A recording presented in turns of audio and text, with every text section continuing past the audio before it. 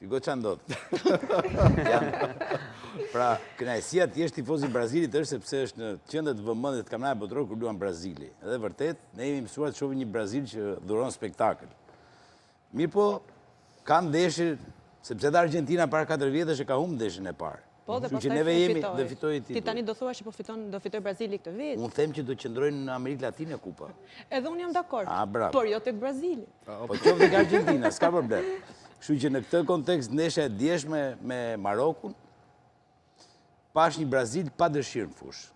Pash një Brazil si që jemi mësuar ne ta shohim në atë tikatakën e vet apo në atë futbollin e bukur, ndoshta ardhja e trajnerit të Ancelotti në stilin e tij të lojës ose vendosja jo mirë e ekipit të Brazilit në fush, bëri që Maroku të ishte të zotronte lojën. Dhe zotroi lojën në gjitha aspektet.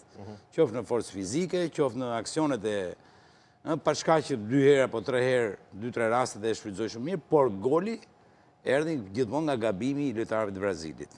Në rreshtim në mbrojtje, në thyrje në aksionit mes fush, pastaj është Vinicius, i cili ditë ta zbërthej mos ta lë Brazilin mbar. Arriti të shërojë një super gol. Ancelotti kërkoi, domethënë ai festimi pas golit të Absolutisht.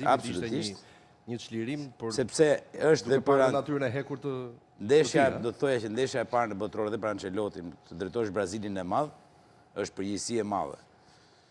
Por që u gëzuan shumë tifozat italisë, pati nga ato që madje edhe tifozat e Turqisë, ka qenë këtu në studion tuaj Ana, ajo modelingut, ishte tifozën e Turqinë dhe nuk më la gjë pa bërë kur Brazili doli barazim. Ja ktheva kusurin në mëngjes ku shoh 2-0 për Australinë. Okej, paske bora. Tash kjo është akoma më kështu për ty. Atë që thot Shelmeta për